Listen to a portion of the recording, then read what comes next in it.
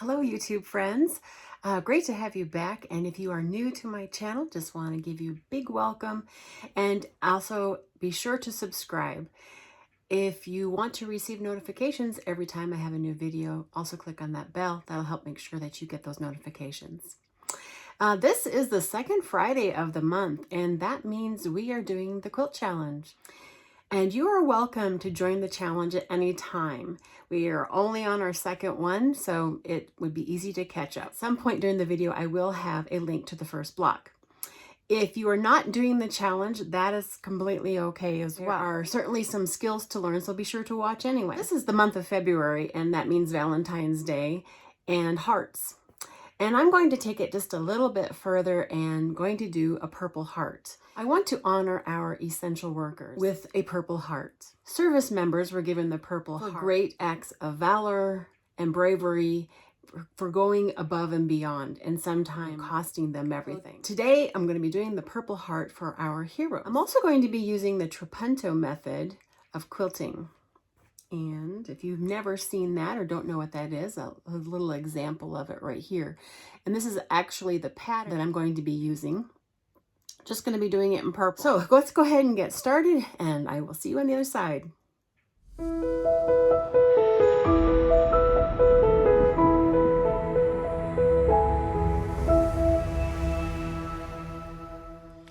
So what is trapunto? Trapunto comes from the Italian meaning to quilt.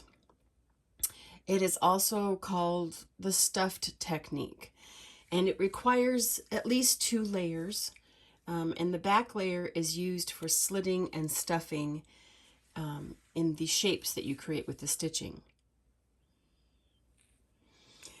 As you can see here with the solid color, trapunto comes across quite dramatically.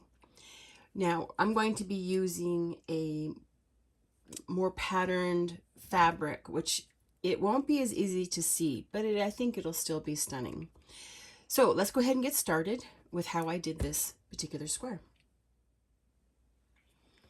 To get my heart shape, I went back to grammar school and used the technique of folding the paper in half and cutting out a heart. Now what I did with my paper, because our quilt squares are finished at 5 inches, I did not want my heart to be any taller than 3 inches. So I actually cut my piece of paper to be 3 inches tall. That way I know that I'll be even smaller than the 3 inches.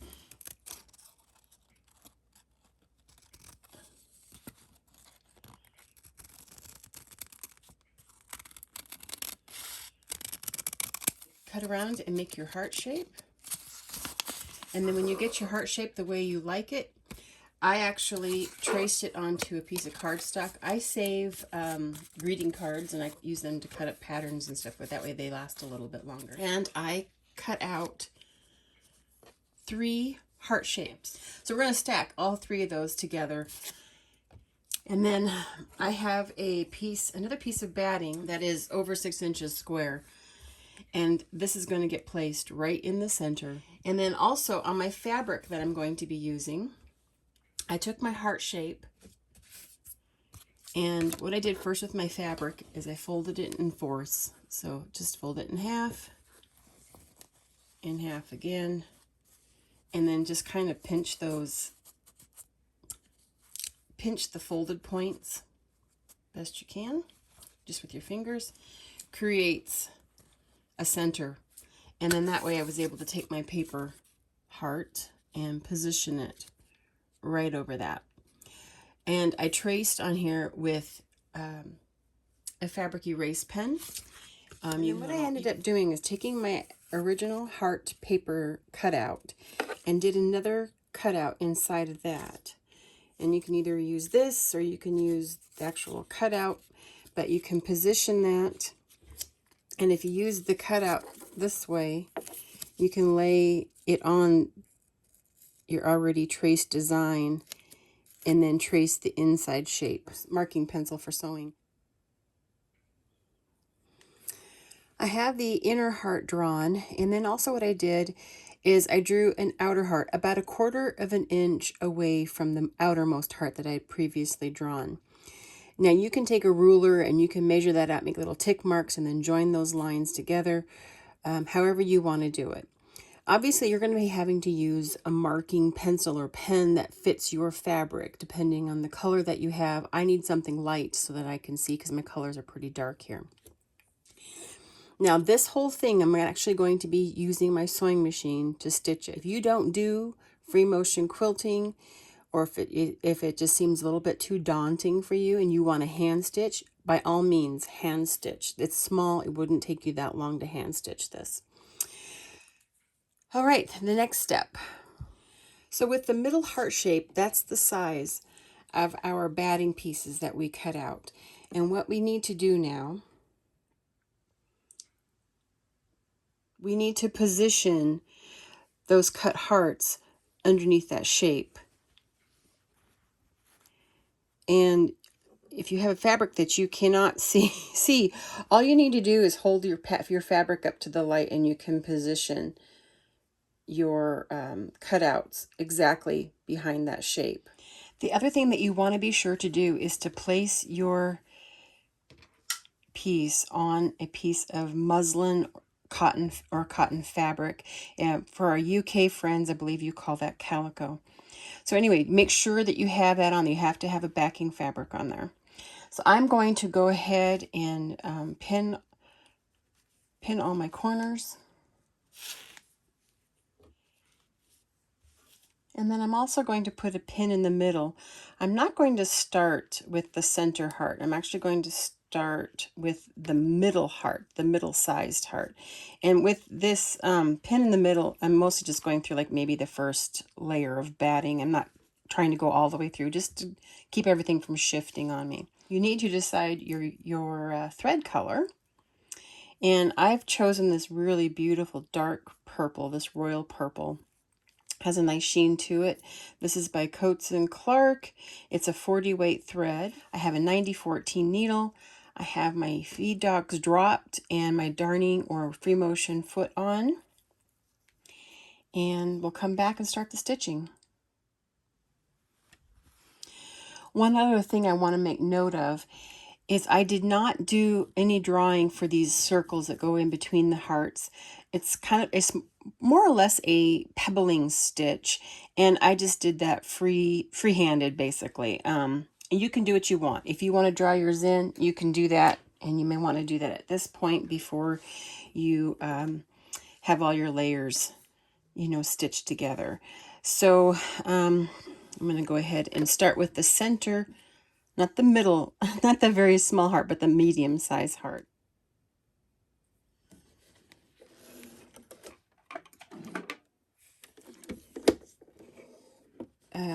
Bottom of my bobbin thread pulled up. I do have an all-purpose thread in the bobbin. It's nothing special in there. And if you have a setting on your machine, if you're not used to doing this kind of thing, and you can set your machine to go in a slower speed so you don't have this, run away with you, go ahead and do that. And also make sure that you do a test as far as your thread tension. When you're going through something thick like this, you tend to have to tighten up or increase the tension on your upper thread. So test that out and see what you need to do, and let's get started.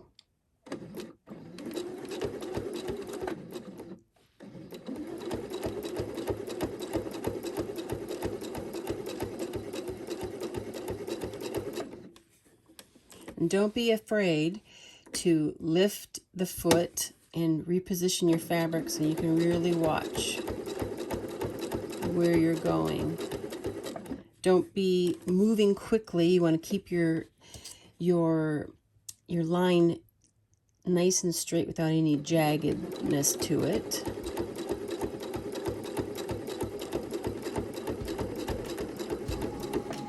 So start out slow. You can increase your speed as you become more comfortable with it.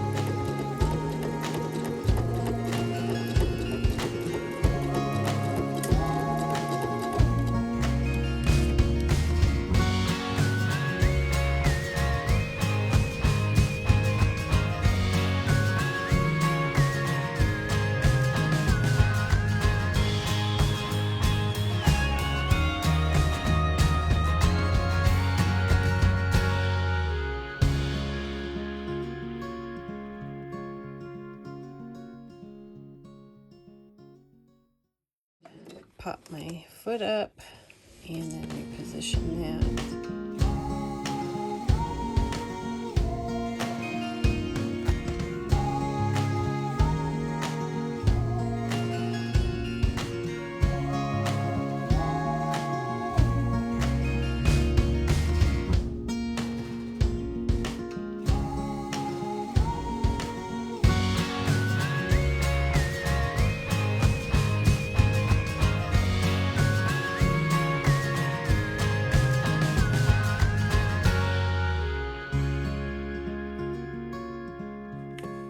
Okay, I'm back to the beginning of that little heart, and I'm going to go ahead and do the pebbling stitch.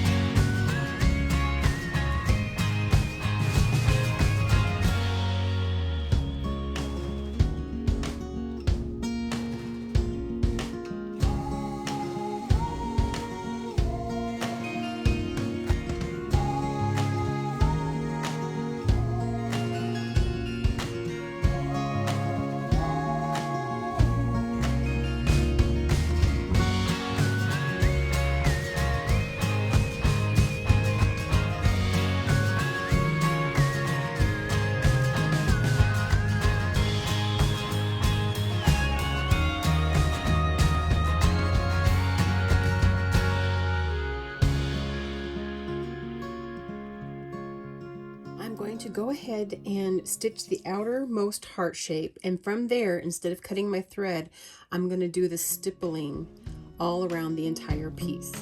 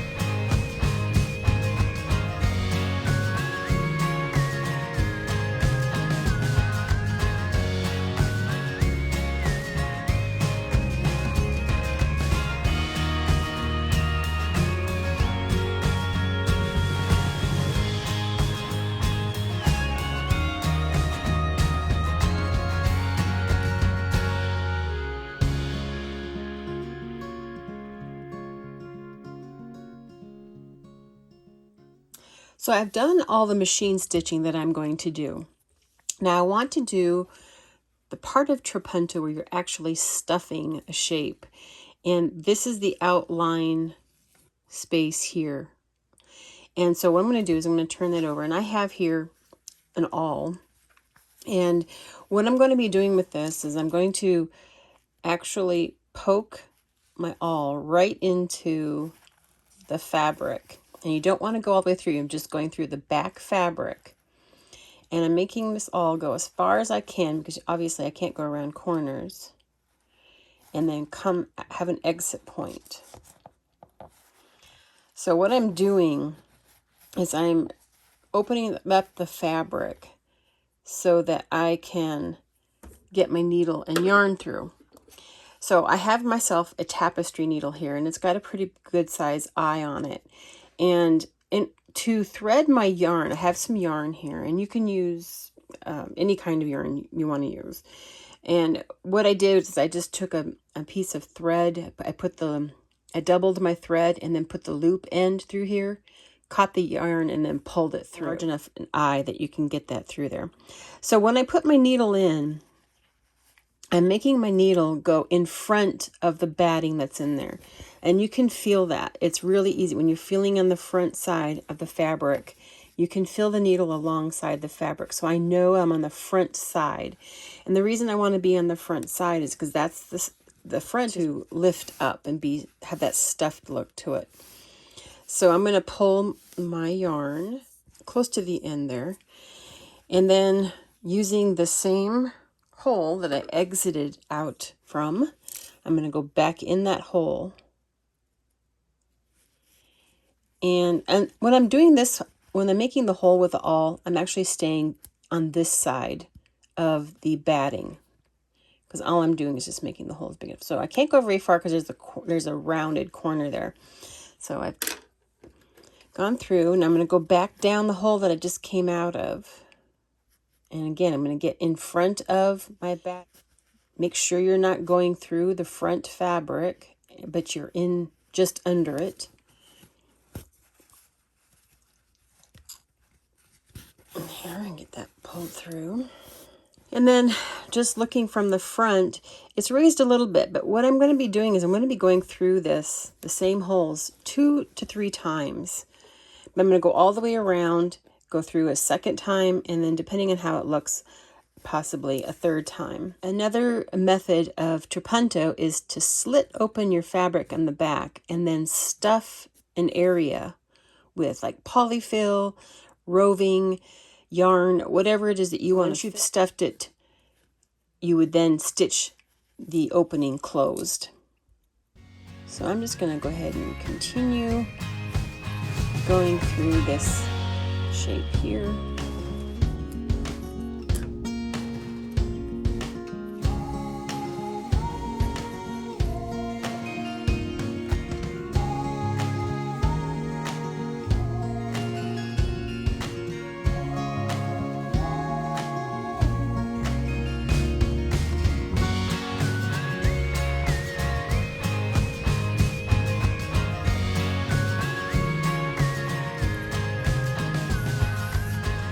Okay, so I've gone all the way around once, and using the same holes that I have punched through the back, I'm just going to go through and do another round. And hole from before, just go through there.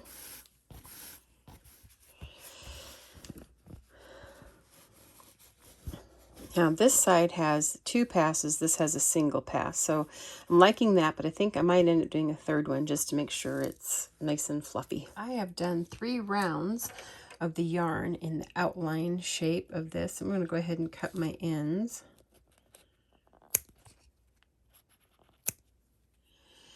And then I'm just going to use the point of my needle to just push the fibers back into place. Pretty much just close them right back up.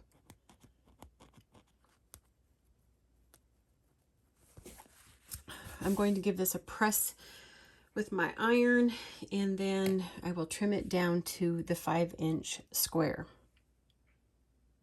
I've trimmed my block to 5 inches square. I am going to go ahead and finish the edge just like I did in last month's video, and that's just using the cord and doing the stitching. I will put a link up above for you to go back and watch that if you need to see that. But I'm going to go ahead and use the same thread that I used before. I'm going to be using the purple, and I'm going to do the cord edge all the way around. Well, there you go. I have the cording edging on, and I did do a little bit of starch with this just to get everything to lay down nice and flat around the edges. I hope you enjoy making this heart, and when you do this, that you have, you know, someone special in mind that you're making this for, to represent a hero in your life.